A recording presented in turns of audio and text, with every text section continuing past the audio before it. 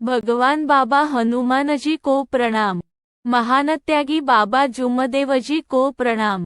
परमात्मा एक। माझा अनुभव, आईच्या पोटाच्या त्रासामुळे खूप केला डॉक्टरी व मांत्रिकी उपचार, पण शेवटी मानवधर्मातच मिळाला परमेश्वरी कृपेचा आधार। माझे नाव योगेश पुंडलिकजी मेश्राम आहे। आज मी माझा अनुभव या अनुभव मालिकेत माझा प्रथम अनुभव मार्गात येण्याचे कारण सादर करीत आहे। आमच्या कुटुंबात माझे आई, बाबा, माझा भाऊ, वहिनी आणि मी असे एकूण 5 सदस्य आहेत। अनुभवाची सुरुवात मी आपल्या लहानपणापासूनच करीत आहे। मी लहान होतो, सहज मला काही तितके आठवत नाही। माझे बाबा व्होल्टसमध्ये नोकरीवर होते। या घटनेला आता 15 वर्षे झालेत। माझे बाबा श्री पुंडलिकजी मेश्राम यांना दारूचे अतोनात व्यसन होते। आम्ही दोघेही भाऊ तेव्हा खूप लहान होतो। बाबांना आपल्या कुटुंबाबद्दल काही चिंता नव्हती, पण माझी आई सौ गीताबाई मेश्राम हिला आपल्या कुटुंबाबद्दल खूप काळजी वाटायची। काही दिवसाने माझ्या बाबांची नोकरी सुटली। माझ्या बाबांची नोकरी चंद्रपूर जिल्ह्यात वरोरा या गावी होती। आम्ही सर्व तेव्हा वरोरामध्येच राहायचो। बाबांनी वरोराला 22 वर्षे नोकरी केली। नंतर तिथून बाबांनी VRS व्हॉलंटरी रिटायरमेंट स्कीम स्वयंसेवी सेवानिवृत्ती योजना घेतला। या कारणामुळे मग आम्ही वरोरा सोडून उमरेडला येण्याचा विचार केला, कारण आमचे सर्व नातलग उमरेडला राहत होते। मग ठरल्याप्रमाणे 2004 मध्ये आम्ही उमरेडला राहायला आलो। तेव्हा पण बाबांचे दारूचे व्यसन सुरूच होते। बाबांची नोकरी सुटली होती, त्यामुळे घरची आर्थिक परिस्थिती पण ढासळली होती। सतत आर्थिक अडचणींना तोंड देत कुटुंबाला खूप काही त्रास भोगावा लागत होता। माझी आई स्वतः काटकसर करून आपल्या कुटुंबाला सांभाळण्याचा प्रयत्न करत होती। आम्हाला उमरेडमध्ये येऊन 2 वर्षे झाली होती, पण बाबांचे दारूचे व्यसन काही थांबायचं नावच घेत नव्हते। मग एकदा आम्ही जिथे भाड्याच्या घरात राहत होतो, तिथे त्या घर मालकाचा मुलगा भेटला। तो गावातील लोकांना दारू सोडण्यासाठी एका महाराजाकडे नेत होता।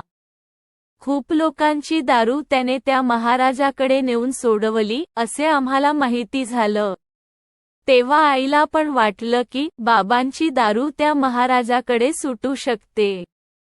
मग आईने काही दिवसाने माझ्या बाबांना पण त्या मुलासोबत दारू सोडण्यासाठी महाराजाकडे पाठवलं। तेव्हा त्या महाराजामुळे बाबांची दारूपासून सुटका झाली। बाबांनी दारूला हात पण लावणे बंद केले आणि त्यामुळे घरामधील खूप मोठे संकट दूर झाले होते। सर्व काही अगदी बरोबर सुरू होतं आणि काही दिवसाने आम्ही आपलं स्वतःचं घर पण घेतलं। तेव्हा मी 8वी मध्ये शिकत होतो।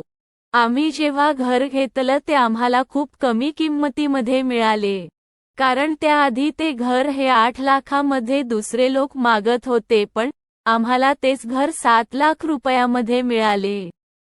तेव्हा आमच्या शेजारचे लोक पण एकदम आश्चर्यचकित झाले की इतक्या कमी किंमतीमध्ये ते घर आम्हाला कसे मिळाले। तेव्हा आम्हाला वाटलं की देवाच्या कृपेने आम्हाला हे घर कमी किंमतीत प्राप्त झालं। पण जे घराचे मालक होते, त्यांच्या मनात काहीतरी कपट होतं। त्यांनी आम्हाला कमी किंमतीत घर तर दिले, पण त्यांचे मन मात्र त्या घरातच होते। त्यांच्यावर काही बँकेचे लोन होते, त्यामुळे त्यांना ते घर कमी किंमतीमध्ये तडकाफडकी विकावे लागले होते। मग अशीच काही वर्षे आम्हाला त्या घरामध्ये निघून गेली।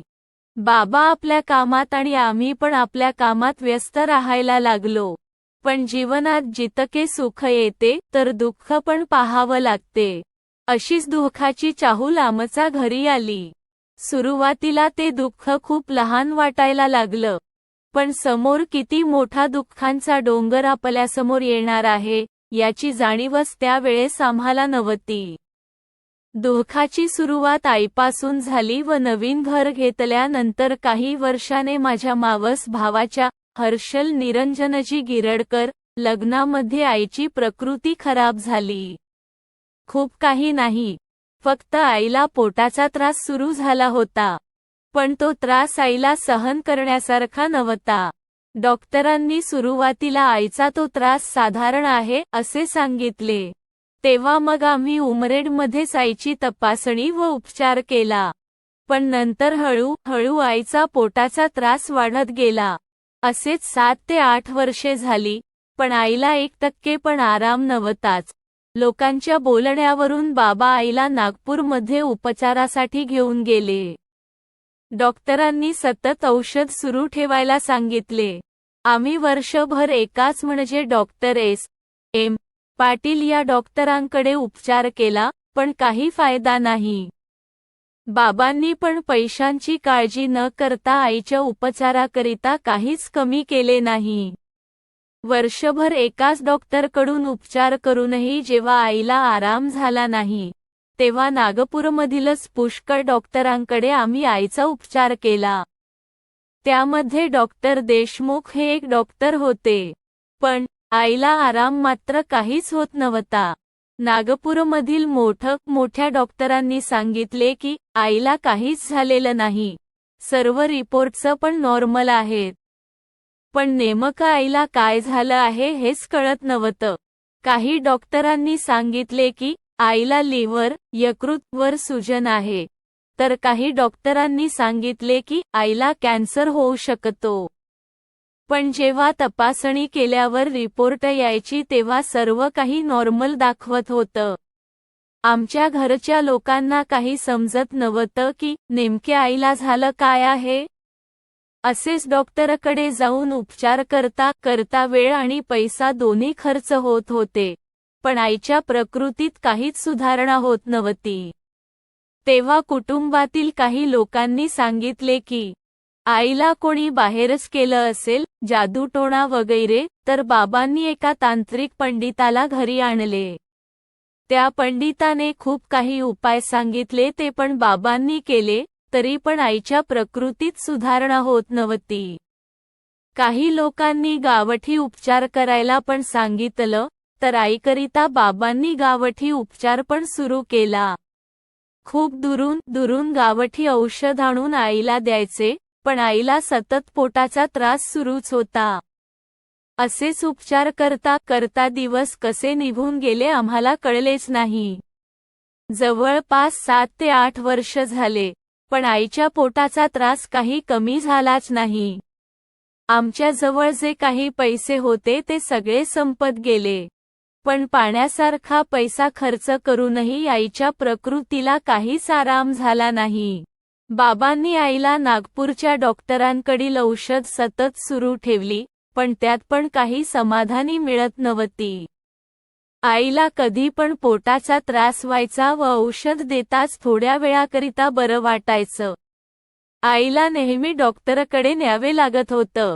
डॉक्टरी उपचार उमरेडला किंवा जास्त त्रास वाढला की नागपूरला जावं लागायचं. असा हा प्रकार आमच्या घरी सतत 7 ते 8 वर्षे सुरू होता. आईच्या पोटाचा त्रास पण असा होता की तो कधी येईल काही सांगता येत नव्हतं. आमच्या घरातील सर्व या त्रासामुळे अगदी त्रासून गेलेले होते. तरी पण आम्ही आईच्या उपचाराकरिता प्रयत्न सुरू ठेवले आणि जशी माहिती मिळत गेली तो उपचार करत राहिलो.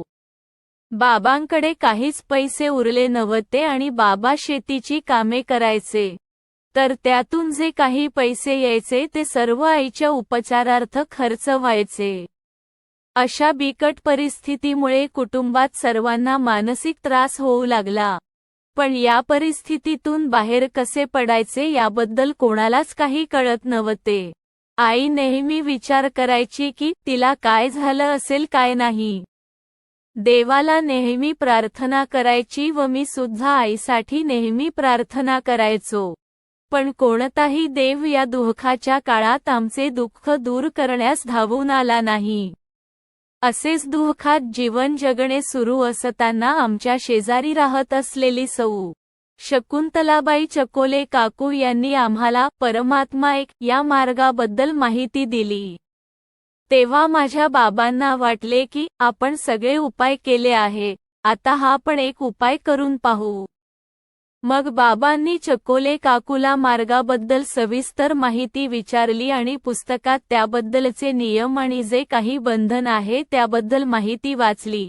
तेव्हा वाचताना बाबांच्या लक्षात आले की या मार्गातील नियम खूप कठीण आहे, कारण माझा मोठा भाऊ महेश मेश्राम याला दारूचे व्यसन होते आणि दुसरं म्हणजे या धर्मात फक्त एकच परमेश्वर मानणे अनिवार्य होते. ही माहिती वाचन केल्यावर बाबा थोडे विचारात पडले, कारण माझ्या घरी इतर देवी देवतांची खूप जास्त पूजा होत होती, त्यामुळे या सर्वांचा त्याग करणे ही काही सोपी गोष्ट नव्हती. तेव्हा बाबांना वाटलं की आपण या मार्गाचे नियम पाळू शकत नाही आणि तो विषय तिथेच संपला. मग असेच पुन्हा दुःखात 1 वर्ष निघून गेला. आता काय करायचं, आपण आता कुठे जायचं असे बाबा विचार करत होते. इकडे डॉक्टरी उपचार सुरूच होता, पण पैसा लावायला बाबा पण एकटे पडले होते. मी जॉब करिता बाहेर राहू लागलो. तेव्हा मी वेरॉन इंडस्ट्री प्राध्यापक ली रत्नागिरी या खासगी कंपनीत नोकरीवर होतो. मी बाहेर असल्यामुळे बाबांना कोणाचा सहारा नव्हता. सतत इतक्या वर्षांपासून बाबा डॉक्टरकडे आईला नेऊ त्रासले होते. इतका उपचार करूनही आईला कोणती बिमारी आहे हे सुद्धा माहिती पडत नव्हतं. मग एके रात्री आईची प्रकृती खूप जास्त खालावली. तेव्हा बाबा पटकन आईला नागपूरला घेऊन गेले. मी तेव्हा बाहेर होतो, मला काही माहिती नव्हतं. आईसोबत 2 ते 3 दिवस बोलणे झाले नाही. तेव्हा मला कळलं की आई हॉस्पिटलमध्ये ॲडमिट आहे. तेव्हा खूप विचार करून बाबांनी मार्गामध्ये यायचा विचार केला व हृदयावर दगड ठेवून आई आणि बाबांनी हा निर्णय घेतला. तेव्हा आई, बाबा व भाऊ हे सर्व सौ. शकुंतलाबाई चकोले काकूंसोबत मार्गदर्शकांकडे गेले व मार्गात प्रवेश करून 3 दिवसांच्या साध्या कार्याला सुरुवात केली. आम्ही 2018 साली फेब्रुवारी महिन्यात मार्गात प्रवेश केला. मी घरी नसल्यामुळे मला सगळ्या गोष्टी फोनवरून माहिती पडायच्या. 3 दिवसांच्या कार्यात आईच्या प्रकृतीत सुधारणा होऊ लागली. 3 दिवसांच्या कार्याची समाप्ती झाल्यावर मार्गदर्शकांनी 7 दिवसांचे कार्य दिले व या कार्यात आईच्या प्रकृतीला पूर्णपणे आराम मिळाला. मी बाहेर राहत असल्यामुळे मला या मार्गाबद्दल काही माहिती नव्हती. तेव्हा मला मार्गाबद्दलच्या माहिती आणि मार्गदर्शनाची खूप गरज होती. तेव्हा मी माझा लहानपणाचा मित्र सचिनदादा भांडारकर यांना कॉल केला व त्यांना घरची सर्व परिस्थिती सविस्तर सांगितली. मी माझ्या मित्रावर खूप जास्त विश्वास करतो, कारण माझ्या जीवनात त्याचा खूप मोठा हस्तक्षेप आहे. तेव्हा मी त्यांना विचारून मार्गाबद्दल सविस्तर माहिती घेतली. जवळपास 2 महिन्यानंतर मी माझ्या भावाच्या लग्नाकरिता घरी उमरेडला परत आलो. तेव्हा बाबांनी मला मार्गदर्शकांकडे नेले आणि मार्गातील सर्व नियम नीट समजावून सांगितले. मग त्यांनी मला विचारले की तुला मार्गातील नियम व बंधन मान्य आहे काय? तेव्हा मग मी त्यांना होकार दिला आणि तेव्हापासून मार्गातील नियमांचे पालन करीत आहे. मार्गात आल्यापासून आईची प्रकृती आता पूर्णपणे ठीक आहे व मार्गात आल्यानंतर तिला पुन्हा कधीच पोटाचा त्रास झाला नाही. या मार्गात आमच्या संपूर्ण परिवाराला फायदा झाला आहे. म्हणून मनातून आम्ही एका भगवंताला मानत आहोत. आज भगवंताच्या कृपेने आम्ही सुखी आणि समाधानी जीवन जगत आहोत. लिहिण्यात काही चूक भूल झाली असेल तर भगवान बाबा हनुमानजी व महानत्यागी बाबा जुमदेवजी यांना क्षमा मागतो. नमस्कार. सेवक योगेश पुंडलिकजी मेश्राम. पत्ता मू. रहाटे ले आउट बायपास रोड, उमरेड. पो. ता. उमरेड जी. नागपूर. सर्वांना माझा नमस्कार.